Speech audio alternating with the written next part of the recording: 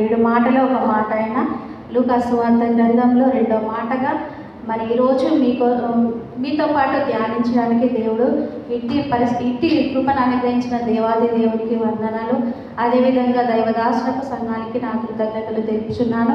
ఒకసారి యేసు ప్రభుల వారు సిలువలో పలికిన 2వ మాట ఏంటని మనము బైబిల్ గ్రంథం నుండి చూసుకున్నట్లయితే లూకా సువార్త 23వ అధ్యాయము 43వ వచనం ఒకసారి చదువుకుందాం. అందుకు ఆయన వానితో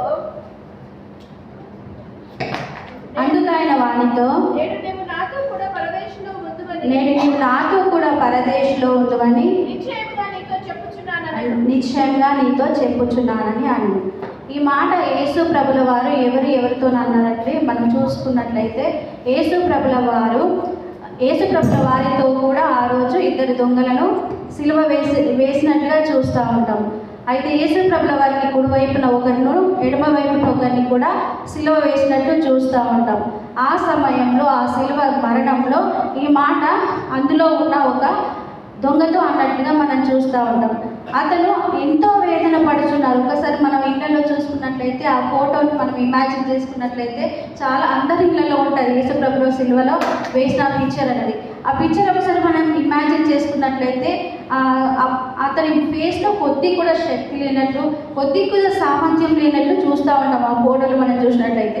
అయితే అంత దీన స్థితిలో ఉండి కూడా, అంత శక్తి సామర్థ్యాలు లేని స్థితిలో ఉండి కూడా ఒక దొంగతో పలుకుతున్న మాట ఏంటంటే నేడు నీవు నాతో కూడా పరదేశంలో ఉండు అని నిశ్చయంగా చెప్పుచున్నాను అనను. అయితే మరి ఒకసారి మనం ఆలోచించినట్లయితే యేసు ప్రభుల వారు పరిశుద్ధుడు ఉండి కూడా 2 అపరిశుద్ధుల మధ్యలో సిలువ వేయబడ్డట్టు చూస్తూ ఉంటాం. ఇద్దరు అక్రమకారుల మధ్యలో ఒక ఏ నేరం చేయని వ్యక్తి సిలువ వేయబడ్డట్టు చూస్తూ ఉంటాం. 2 అపరిశుద్ధుల మధ్యలో ఒక పరిశుద్ధుడు సిలువ వేయబడి ఉన్నట్లుగా చూస్తూ ఉంటాం. ఇది లేఖనం నెరవేర్పు కొరకే, మన కొరకని మనము యెషయా గ్రంథము 43వ అధ్యాయం 12వ వచనంలో చూసినట్లయితే మనకు తెలుస్తుంది. ఒకసారి ఆ వచనం కూడా మనం చూసుకుందాం. కావున గొప్పవారితో నేను అతనికి పాలు పంచిపెట్టదను, గనులతో కలిసి అతడు కొలుసము విభాగించుకొనును. ఏలయనగా మరణము కలుగునట్లు అతడు తన ప్రాణమును దారిపోసెను. అతిక్రమము చేయవారిలో ఎంచబడిన వాడాయను. సరిపోతుంది. అతిక్రమము చేయవారిలో ఒకరిగా ఎంచబడింది. ఈ లేఖనము నెరవేర్పు కొరకై 2 అపరిశుద్ధుల మధ్యలో ఒక పరిశుద్ధుడు సిలువ వేయబడినట్లు మనం చూస్తూ ఉంటాం. అసలు ఈ సిలువ మరణం గురించి మనం కొద్దిగా డిస్కస్ చేసినట్లయితే ఇది రోమన్ గవర్నమెంట్ రూలింగ్ ప్రకారము అక్కడ ఎవరైతే నేరాలు చేస్తారో, ఎవరైతే దొంగతనాలు చేస్తారో, ఎవరైతే స్లేవ్స్ అంటే బానిసలుగా ఉంటారో వాళ్ళకు ఇది రిలేటెడ్గా ఉండేది ఈ సిలువ మరణం శిక్ష. ఒకసారి మనం రోమన్ గవర్నమెంట్ గురించి ఆలోచించినట్లయితే వారి యొక్క సిలువ శిక్షలు ఎలా ఉంటాయంటే చాలా కఠినంగా ఉంటాయి. చాలా క్రూరమైన శిక్షలలో ఇది ఒక శిక్షగా మనము పరిగణిస్తూ ఉంటాము. మనము పరిగణించడమే కాకుండా చరిత్రకారులు కూడా ఎంతో అభ్యాసం చేసి ఇది ఒకటి కఠినమైన శిక్షగా వారు పరిగణలోకి తీసుకొచ్చినట్లు చూస్తూ ఉంటాం. అయితే ఈ సిలువ శిక్షకు యేసు ప్రభుల వారు అర్హులు కాదు. ఓన్లీ తన పైన నేరము మోపబడిందే కానీ తనకు ఈ శిక్షకు అర్హులు కాదు. కానీ మన కొరకు, మన పాపాల కొరకు మనల్ని రక్షించడానికి అతను ఆ అక్రమకారుల మధ్య ఏ నేరము చేయని వ్యక్తి సిలువకు వేయబడ్డట్టు చూస్తూ ఉంటాం. అసలు వాళ్ళు ఎలా చేస్తారంటే ఈ సిలువ బండము ఎవరైతే నేరాలు చేశారో, ఎవరైతే అన్యాయంగా దోపుడు సొమ్మును పూచుకున్నారో, ఎవరైతే హత్యలు చేశారో వాళ్ళందరినీ కూడా ఆ సిలువ మరణంలో శిక్షకు తీసుకొచ్చి యెరూషలేము వీధులలో ఆ సిలువను మోపిస్తూ దారి పుట్టిన కొడుతూ కూడా ఆ గోల్గొతా కొండ దగ్గరికి తీసుకొని వెళ్ళి అదే సిలువకు ఎవరైతే నేరము మోపబడ్డారో ఆ వ్యక్తులను అదే సిలువకు మేకులతో బిగించి వాళ్ళని బిగించేవారు. అది సిలువ మరణము అంటే.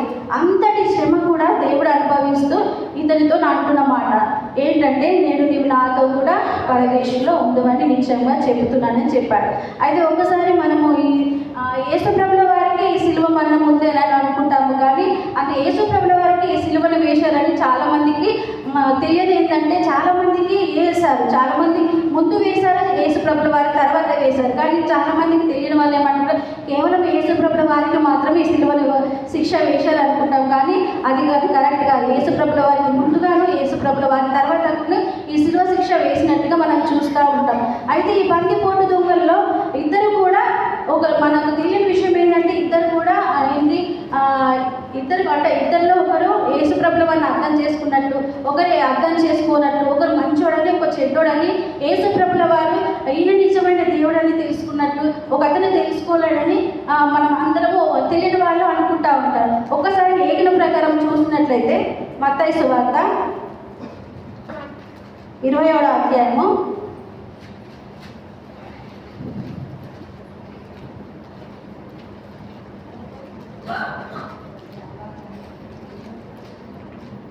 44వ వచనం చదివినట్లయితే, ఆయనతో కూడా సిలువ వేయబడిన బందిపోటు దొంగలను ఇక సరిపోతుందండి. ఇద్దరు కూడా యేసు ప్రభుల వారిని నిందిస్తూనే, యేసు ప్రభుల వారిని తన మాటలతోనే దూషిస్తూనే అపహసిస్తూనే ఉన్నట్లు చూస్తూ ఉంటాం.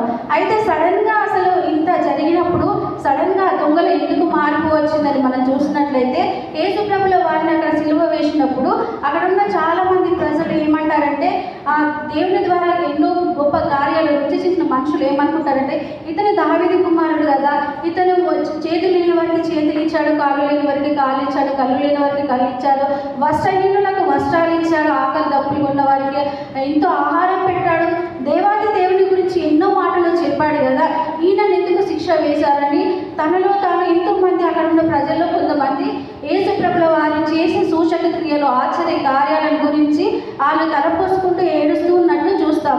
అదేవిధంగా అక్కడ మార్గంలో వెళుచున్న వారందరూ కూడా ఏమని అంటారంటే, దేవాలయంలో 3 రోజులు కట్టినవాడు నువ్వే కదా, నిన్ను నువ్వు రక్షించుకోలేవా, నిన్ను నువ్వు రక్షించుకొని ఇతరులను కూడా రక్షించగల సామర్థ్యం ఉన్నాడు కదా, ఒకవేళ నువ్వే దేవుడు అయితే సిలువ నుండి దిగి వచ్చేసి ఇది నువ్వు రక్షించుకొని హేళన చేసినట్లు ఆ మాటలు చూస్తూ ఉంటాం. ఒకసారి ఆ మాటలు కూడా మనం చూసినట్లయితే 20వ అధ్యాయము మత్తయి సువార్త 38 నుండి చదువుకుందాము. ఇతడు యూదుల రాజైన యేసు అని ఆయన మీద మోపబడిన నేరము వ్రాసి ఆయన తలకు పైగా ఉంచిరి. మరియు కుడివైపున ఒకడును ఎడమ వైపున ఒకడును ఇద్దరి బందిపోటు దొంగలు ఆయనతో కూడా సిలువ వేయబడి, ఆ మార్గంలో వెళ్ళుచుండిన వారు తలలూచుచు, దేవాలయమును పడగొట్టి 3 దినములలో కట్టువాడా, నిన్ను నీవే రక్షించుకొనుము, నీవు దేవుని కుమారుడవైతే సిలువ మీద నుండి దిగుమని చెప్పుచు ఆయనను దూషించిరి. అలాగే శాస్త్రులను, పెద్దలను, ప్రధాన యాజకులను ఆయనను అపహసించుచు, వీడు ఇతరులను రక్షించను, తన్ను తానే రక్షించుకొనలేడు, ఇశ్రాయేలు రాజు కదా, ఇప్పుడు సిలువ మీద నుండి దిగిన ఎడల వారిని నమ్ముదుము. సరిపోతుంది. ఇక్కడ ఏంటంటే అక్కడ దారి పొడుగున వెళ్ళే వాళ్ళు కూడా ఏమని పలుకుతున్నారంటే, దేవాలయం పడగొట్టి 3 రోజుల దినములు అంటే కట్టువాడవు నువ్వే కదా, కట్టినవాడవు నువ్వే కదా, నిన్ను నువ్వు రక్షించుకోలేవా, నీవు దేవుని కుమారుడు అయితే నీ సిలువ మరణం నుండి నువ్వు దిగేసి నిన్ను నువ్వు రక్షించు. అక్కడున్న మార్గంలో వెలిచిన ప్రజలు అంటున్నారు, అక్కడున్న శాస్త్రులు, పెద్దలను, ప్రధాన యాజకులను ఏమంటున్నారంటే, వీడు ఇశ్రాయేలు రాజు కదా, తన్ను తాను రక్షించుకోనలేదా, ఇశ్రాయేలు సిలువ మీద నుండి దిగినేలా వీడు నమ్మిదురని హేళన మాటలతోని అతన్ని హేళి చేస్తున్నట్లు చూస్తూ ఉంటాం. ఇవన్నీ కూడా ఏంటి, దేవుణ్ణి తిడుతూనే పొగుడుతున్నట్టు ఉంది, కానీ అది ఏది నేరం లేక లేదు, అసలుకి తప్పదు. ఎందుకంటే ఇవన్నీ కూడా వాళ్ళు ఒప్పుకోవాల్సిందే.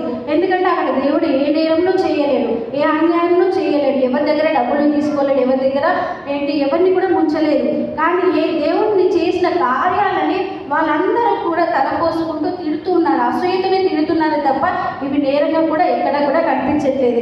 ఇవన్నీ తిడుతున్నప్పుడు వాళ్ళకి దారిన వెళ్ళే వారిని తిడుతున్నప్పుడు, అదేవిధంగా శాస్త్రుల ప్రధాన యాజకులను అతన్ని హేళన చేస్తూ ఆయన్ను పొగుడుతూ ఉన్నప్పుడు అక్కడ ఉన్న ప్రజలు ఎవరైతే స్వస్థతలు పొందారో, ఎవరైతే మరణించి తిరిగిన నా కుమారుని చనిపోయినప్పుడు తిరిగి లేపనని ఎవరైతే అక్కడ అంటున్న మాటలన్నీ కూడా ఒక్కసారిగా ఆ దొంగ చెవిలో పడ్డట్టుగా మనం చూస్తూ ఉంటాం. అప్పటి వరకు తన గురించి ఏమీ తెలియదు. ఒకసారి మనం ఫర్ ఎగ్జాంపుల్ మనం చూసినట్లయితే మన సమాజంలో వెళ్ళినట్లయితే మనకి ఎవరు కూడా అంటే జస్ట్ అలా మాట్లాడతాము, వాళ్ళ ఏంటో వాళ్ళ కెపాసిటీ ఏంటి, వాళ్ళ క్యారెక్టర్ ఏంటో మనకైతే అస్సలు తెలియదు. కొన్ని రోజులు వాళ్ళతో ఉన్న తర్వాత మన ఒపీనియన్ అనేది చేంజ్ అయిపోతూ ఉంటుంది. వాళ్ళు గుడ్గా ప్రవర్తిస్తే మన అది గుడ్గా వాళ్ళని రిసీవ్ చేసుకుంటాం, బ్యాడ్గా ప్రవర్తిస్తే వాళ్ళని బ్యాడ్గా రిసీవ్ చేసుకుంటాం. అదేవిధంగా ఇక్కడ సేమ్ అదే క్యారెక్టర్ కలిగిన బందిపోటు దొంగను చూస్తూ ఉంటాం. అతను ఏంటంటే వాళ్ళు చెప్పిన మాటలు, వాళ్ళు అంటున్న మాటలు కానీ, వాళ్ళు నిందిస్తున్న దేవుని పోగడడం అనేటి మాటలన్నీ కూడా తన చెవిన పడ్డట్లు చూసేసి అప్పుడు బందిపోటు దొంగ అంటున్న మాటలు ఏంటి మనం ఒకసారి చూసుకున్నట్లయితే లూకాసు వార్త 23వ అధ్యాయము 39. ప్రేమట వేయబడిన ఆ నేరస్తులలో ఒకడు ఆయనను దూషించుచు, నీవు క్రీస్తువు కదా, నీవు రక్షించుకొనుము, మమ్మల్ని కూడా రక్షించమని చెప్పాను. సరిపోతుంది. ఇక్కడ ఒక అతను ఇంకా తిడుతూనే ఉన్నాడు. తనకు పని పాట ఏమి లేదనుకుంటా. దేవుడు ఏమి తనకి సిలువ వేసినట్లు లేదు. తనను ఏసీ ప్రభుల వారేమన్నా తనకు సిలువ వేశారా, యేసు ప్రభుల వారేమి కొరడాలతో కొట్టించాడా, ఏమీ లేదు. ఉత్తి పుణ్యానికే ఆ దొంగ అతను నువ్వు క్రీస్తువు కదా, నువ్వు రక్షించుకో, మమ్మల్ని కూడా రక్షించు అని ఆ మాటలతోనే ఇంకా తనను గాయపరుస్తున్నట్లే చూస్తూ ఉంటాము ఇక్కడ. అప్పుడు రెండవ దొంగ ఏంటంటే ఇవన్నీ మాటలు విన్న తర్వాత రియలైజ్ అయిపోయి అప్పుడు యేసు ప్రభుల వారు దీనంగా చూస్తున్నాడు. బందిపోటు దొంగ, రెండో బందిపోటు దొంగ చూస్తూ ఈ మాట పలుకుతున్నాడు. అదేంటంటే లూకాసు వార్త 23వ అధ్యాయం 40వ వచనం చదువుకుందాం. అయితే రెండవ వాడు వారిని గద్దించి, నీవు అదే శిక్షా విధిలో ఉన్నావు కనుక దేవునికి భయపడవా? సరిపోతుంది. ఇక్కడ ఏంటంటే మనము యేసు ప్రభుల వారు సేమ్ అదే శిక్షా విధిలో ఉన్నాము. ఎందుకు నువ్వు భయపడట్లేదు? ఇంత మరణానికి సమీపిస్తున్నావు కానీ ఇంకా ఎందుకు భయపడట్లేదు? ఇంకా నీ పెదవులతోని ఇంకా నువ్వు ఆ మాటలు, చెడ్డ మాటలు పలుకుకుంటూ నువ్వెందుకు ఆయన మీద నేరము మోపుతున్నావని రెండో వాడు తనను గద్దించినట్టు చూస్తూ ఉంటాం. అప్పుడు 41వ వచనం ఇంకోసారి చదువుకున్నట్లయితే, మనకైతే ఇది న్యాయమే, మనము చేసిన వాటికి తగిన ఫలము పొందుచున్నాము కానీ ఈయన ఏ తప్పిదమును చేయలేదని చెప్పి. సరిపోతుంది. ఇక్కడ ఏంటంటే మనకైతే ఇది న్యాయమే, మనము చేసిన వానికి తగిన ఫలం పొందుచున్నాం కానీ ఈయన ఏ తప్పిదమును చేయలేదని చెప్పి. అయితే ఈ బందిపోటు యొక్క క్యారెక్టర్ ఎలాంటిదంటే చిన్నపిల్లల్ని చూడాలి, పెద్ద పిల్లల్ని చూడ, మగవాడిని చూడ, ఆడవాడిని చూడాలి, దారిన పొట్టు పోయే వాళ్ళందరినీ పట్టేసుకొని వారికి ఏదైతే కావాలో ఆ వస్తువు దొరికే వరకు కూడా వాళ్ళని దోచుకొని వాళ్ళని హింసిస్తూ వాళ్ళని చంపే మనసత్వం ఈ బందిపోటు దొంగలని. అలాంటి వ్యక్తి ఏంటంటే మనం చేసింది ఇవన్నీ అన్యాయం చేసాం, మన బ్రతికి అంటే ఇన్ని రోజుల వరకు మనం జీవితంలో చేసిన ఇవన్నీ కూడా కరెక్ట్. కానీ ఇక్కడ ఆయన మీద ఇతను చేసింది ఏ నేరము లేదు, ఏ తప్పిదము కూడా కనిపించట్లేదు. ఎందుకు నువ్వు అతన్ని హింసిస్తున్నావు, ఎందుకు తన మాటల చేత హింసిస్తున్నావు అని ఆ రెండో వాడు అడిగినట్లు తనను గద్దించినట్టుగా చూస్తూ ఉంటాడు. అప్పుడు ఇన్ని మాటల చేత రియలైజ్ అయిన బందిపోటు అంటే రెండో బందిపోటు దొంగ యేసు ప్రభుల వారి సైడ్ చూసుకుంటూ అయితే అప్పటి వరకు యేసు ప్రభుల వారి మీద ఉన్న ఒపీనియన్ మొత్తం చేంజ్ అయిపోయింది.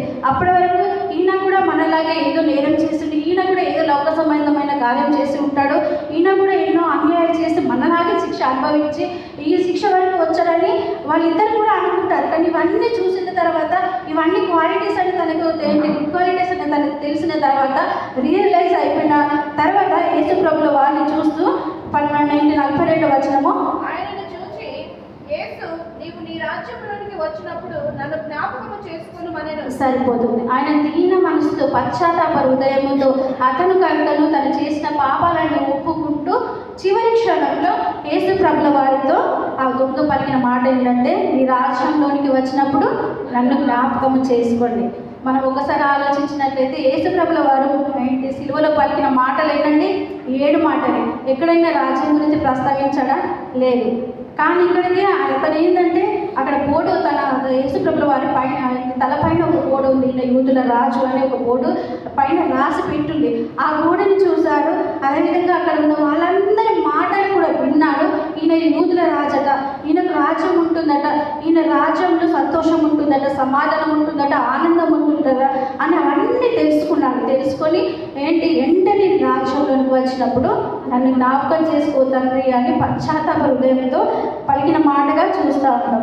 తర్వాత వెంటనే ప్రభుల వారు అన్న మాట ఏంటంటే 43వ వచనం చూసుకున్నట్లయితే, అందుకు ఆయన వానితో, నేడు నీవు నాతో కూడా పరదేశంలో ఉందువని నిశ్చయముగా నీతో ఆమె హల్లెలూయా. దేవుడు ఏంటి యేసు ప్రభుల వారు ఏంటి కొంచెం కూడా ఏంటి ఏంటి నువ్వు నన్ను ఏంటి వెంబడించలేవు, నా సువార్తను అనేకులకు ప్రకటించలేవు, నేను నా రాజ్యంలో తీసుకోవాలి, నిన్నెందుకు నేను నా రాజ్యంలో నేను జ్ఞాపకం చేసుకోవాలి అనలేదండి. వెంటనే తన మారు మనసు పశ్చాత్తాపం అవన్నీ చూసి వెంటనే పరలోకానికి టికెట్ ఇచ్చినట్టుగా మనం చూస్తూ ఉంటాం. అదేవిధంగా ఇక్కడ ఏంటంటే దేవుని యొక్క క్యారెక్టర్, అదేవిధంగా ఈ దొంగ యొక్క పశ్చాత్తాపం ఇవన్నీ కూడా మనకు ఇక్కడ కనిపిస్తూ ఉంటుంది. దేవుడికి తెలియదండి, యేసుప్రభుల వారికి తెలియదా నాతో పాటు ఇంట్లో ఒకళ్ళు నాతో పాటు పరదేశకు వస్తాడని తెలియదా?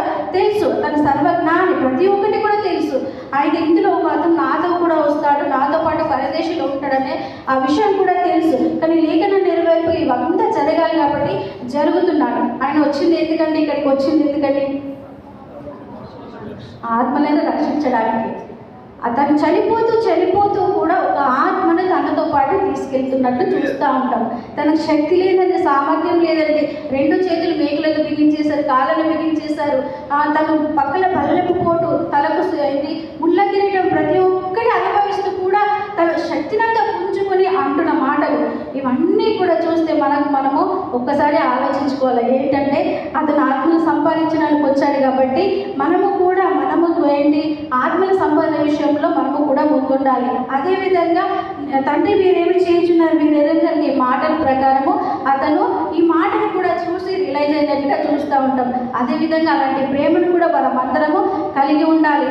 అదేవిధంగా బందిపోటు దొంగలు ఏ విధంగా పశ్చాత్తాపం హృదయం కలిగి ఉంటే అలాంటి హృదయం కూడా మనము కలిగి ఉండాలి. ఈ మాట ద్వారా మనం 3 విషయాలు తెలుసుకున్నాం. ఏంటంటే పశ్చాత్తాపము, అదేవిధంగా జాలి, ప్రేమ, అదేవిధంగా ఆత్మలను ఎలా ఇలాంటి 3 క్వాలిటీస్ కూడా మనము కలిగి ఉండాలని. అవి ఒకసారి ఆలోచించినట్టే బాప్తిసం పొందలేదు కదా, ఎలా పరదేశికి వెళ్తారని మనం ఆలోచించినట్లయితే అప్పటి వరకు ఆజ్ఞగా ఇవ్వబడలేదండి. అయితే ఏంటంటే శిలువ మరణం తర్వాత 3 రోజుల తర్వాత యేసుప్రభు వారు లేచిన తర్వాత శిష్యుల దగ్గరికి వెళ్ళి తన సువార్తను ప్రకటించి సర్వలోకాన్ని సువార్తను ప్రకటించిన తర్వాత ఎవరైతే నమ్మి బాప్తిసం పొందుతారో వారు రక్షింపబడిన వారు నా నిత్య జైటి రాజ్యానికి వారసుగా ప్రకటించినట్టు చూస్తూ ఉంటాం. అలాంటి వారసత్వంలో మనము, మన కుటుంబము, మన సంఘం అంతా ఉండులాగా దేవుడిని కోరుకుందామండి. మాటలు ముగిస్తున్నాను.